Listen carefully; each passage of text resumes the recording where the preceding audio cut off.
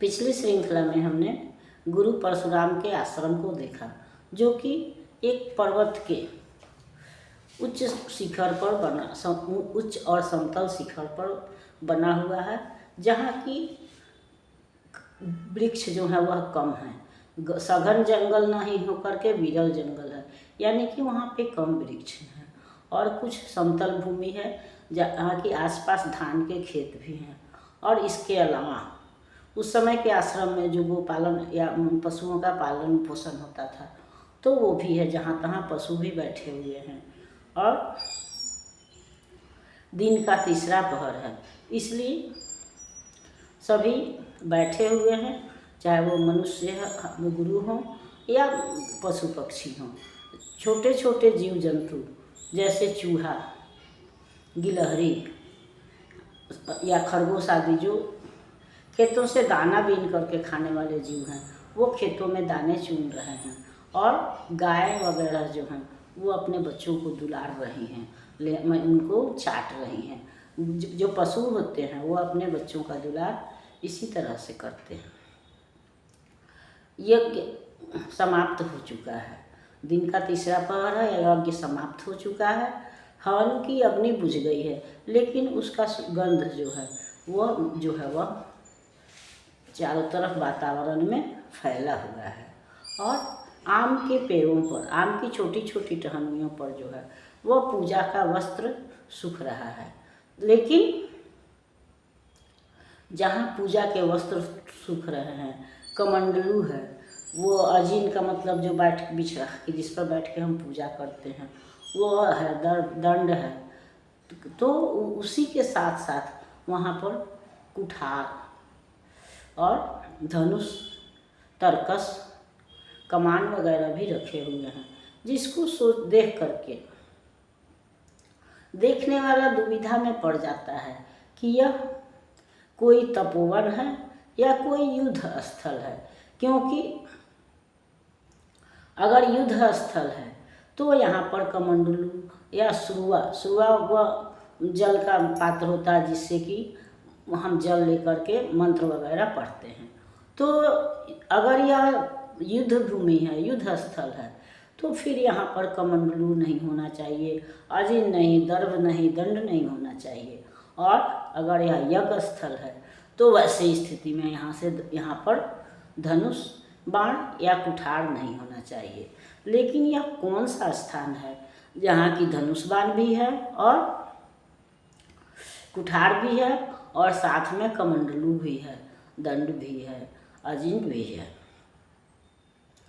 और यह हम जानते हैं कि ऐसा हमारे इतिहास में एक ही पुरुष हुआ है, एक ही ऋषि हुआ है, जिसके हाथ में शस्त्र भी है और शास्त्र भी है। जितना वह शस्त्रों के संचालन में पारंगत है, उतना ही गहराई उसके शास्त्र ज्ञान का भी है। और वह व्यक्ति जो है वह भगवान परशुराम है।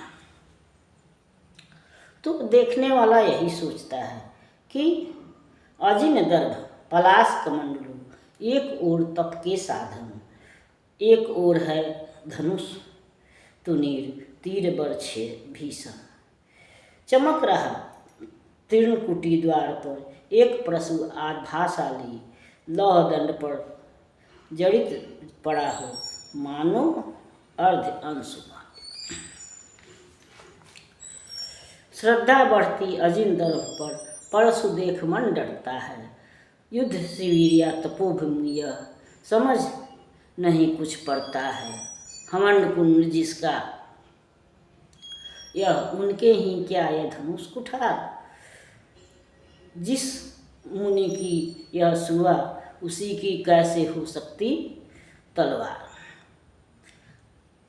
आई है वीरता तपोवन में क्या पुण्य कमाने को, या संन्यास साधना में है दैहिक शक्ति जगाने को।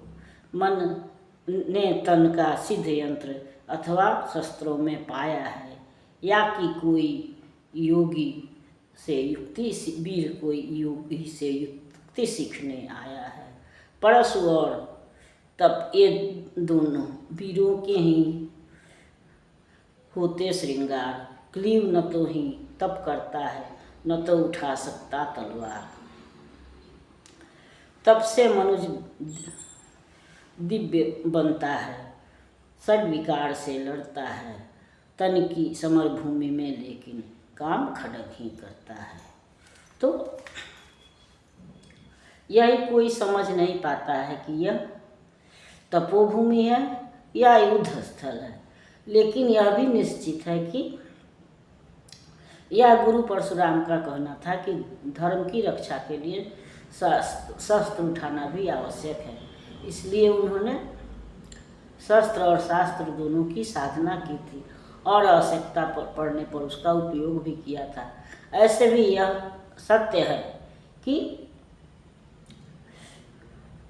तप या युद्ध दोनों वीर पुरुष ही कर सकते हैं। कायर न तो तप ही कर सकता है, न वह युद्ध ही कर सकता है क्योंकि कहीं भी वह मन से हारा हुआ है, तो वह कहीं भी अपने निर्णय पर अडिग नहीं रह सकता है। और वही बात है कि ऐसा एक ही व्यक्ति होता है जो कि दोनों ही में पारंगत है, और वो गुरु परशुराम। मुख में वेद, पीठ पर तर्कस, कर में कठिन कुठार विमल, साप और सर्ज दोनों ही थे जिस महान ऋषि के संबल। तो अगली श्रृंखला में हम इस पर विचार करेंगे। तब तक यह श्रृंखला आपको पसंद आती है तो लाइक कीजिए, सब्सक्राइब कीजिए। मिलते हैं अगली श्रृंखला में, तब तक के लिए धन्यवाद।